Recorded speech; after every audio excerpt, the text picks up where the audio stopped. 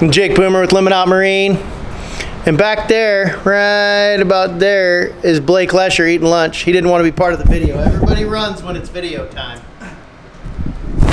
But we're going to talk about the new Ultrex Quest, this bad layer right here. I had originally had an Ultrex, just the standard 45-inch Ultrex on this. I've actually had a 52-inch Ultrex, the 45. This is a 45-inch Quest. So right off the top, a couple details that everybody asks. This trolling motor is 7 pounds heavier than the 45-inch Ultrex non-Quest model. We had to look it up. We had to weigh a couple things. This comes in at 82 pounds. But the fact that it's only 7 pounds heavier than the Ultrex, the original, I haven't really noticed any differences, but this trolling motor is 10 times more beefy, or feels more beefy than the original one. It's got a wider base plate. It has bigger screws to hold it down because it makes so much more power. We'll just go over a couple things that you'll need to know up front when you do upgrade. This Ultrex has a bigger shaft. The Quest has a bigger shaft than the original Ultrex. You will need a different mounting grip. If you have any kind of accessory that mounts onto this shaft, you'll have to get a different bracket. That's the number one thing I noticed. We had to get a bigger bracket. It's a squared off bracket. It's kind of hard to see, but it's got a flat side to it. It's just a little bit different than the original Ultrex. The second thing, and the thing that was most complicated, was I run a 360 on all of my boats, and this particular 360 bracket, I had to order aftermarket. The original 360 bracket that comes for your Ultrex will not work. All of the Ultrex 360 brackets they ship now will work between the Quest and the Ultrex, but I bought this 360 and the mounts that came with it way too early, so it doesn't work with it. So I had to get an extra mount here. So just all of the accessories that I bolted onto this had to be upgraded or replaced for the bigger shaft size or for the bigger head size. You also notice that it comes with a different bracket for clamping the motor down. And I'll show you a little picture of the old version. The old version had a twist handle and you had to twist it. This new version uses it's kind of hard to see here, let's see if I can get in there. It's just a clamp. It's heavenly. I could never fish a tournament in the past where this didn't eventually, after you deploy the motor, come down and eventually your head was all the way down. On this version, this clamp never moved in a whole week's worth of fishing. So, I mean, that's a pretty cool upgrade. All right, what's your favorite feature of the new Quest?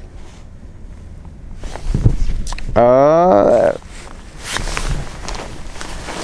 don't know if I would say it's my favorite feature, but a major improvement that I don't think most people are talking about is the tolerance in the steering. With forward-facing sonar being so popular now, one of the most important things is to be able to stay on target, or if you see a target, to lock onto that target. And with the Quest, the steering tolerance is, I mean, it's 0 or 100%, however you'd want to look at it. But when you move that, you can move it in just little tiny increments, and then when you stop moving your foot, it stops moving, right? There's no slop in it, or if you're in the waves, if you're in any wind, there's no play in the head. And that's a huge, huge thing for being able to make an accurate cast and stay on top of those fish. 4, 4-1, 4-2. That's fast. That's fast.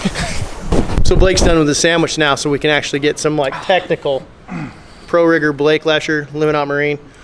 The stow and deploy on this is way upgraded. It's a shock that helps you lift the motor up and drop and bring it back up the other way. So it's a totally upgraded system with 2 different shocks built into it. Probably where some of the weight comes from, the extra 7 pounds. It might be, but it's a lot lighter to throw it over the top because of those 2 shocks. It actually helps you when you lift that thing with the cord. It helps it on the way up, and then you can literally throw this trolling motor over and it'll deploy itself. So they ship it with 2 props. So this is what they call the power prop. I would call it more open water prop. The other prop they have, which is their weedless design, is the one with the little wings on it, just like their old prop, which was their weedless wedge. And they ship it with those 2 props, so that comes with it. One thing they've really changed is they haven't changed the ergonomics of the foot pedal or anything on there, other than the fact that instead of the navigation button, which used to be you know, I push this whichever way the motor's facing, it keeps going that way. This is the one boat network. And so you can assign this button to what you want to do. If you have Raptors, you can have it deploy your Raptors. If you have Humminbird Grass and you have it networked together, you can have that be your waypoint button. In the one boat network, you can assign that button to whatever you want it to be. But you need the app, right? So that's you have to have the app on your phone, and you. So when I install these, I have to set them up, and the reason being, they also have a stow mode, or they self-stow, kind of like the Garmin's do, the Ghosts do.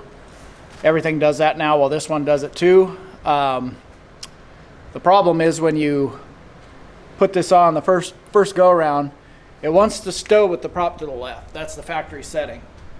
I always put them to the right because generally on a bass boat we're putting them stowing to the left.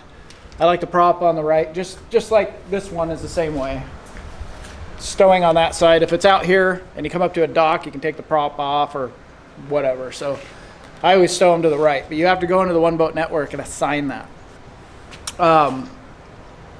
The other thing that the one boat network, like original setup, when I deploy this, this motor is capable of, however you deploy it, if the head's like this, it'll go straight.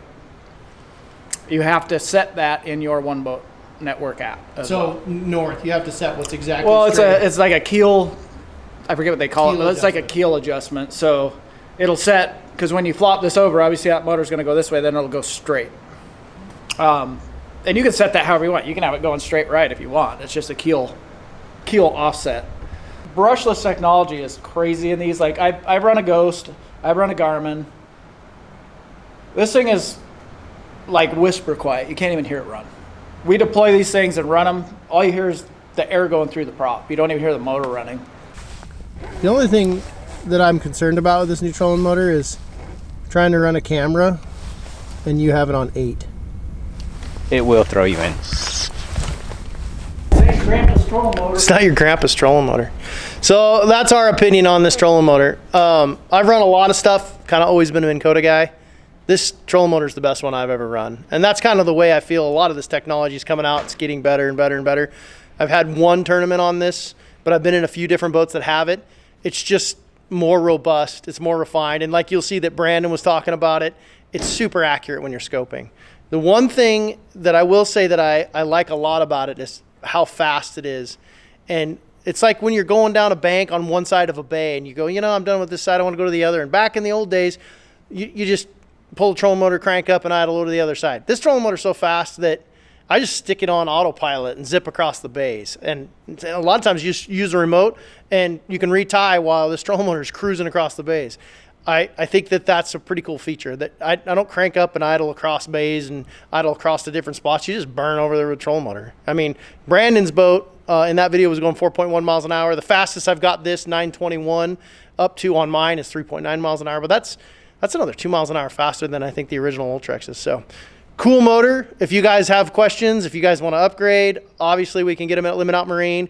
Blake on the Spokane side is the premier rigger. He's the guy that you're going to have do stuff if you're not comfortable drilling holes in your boat, if you're not comfortable running new wires, stuff like that, call Blake.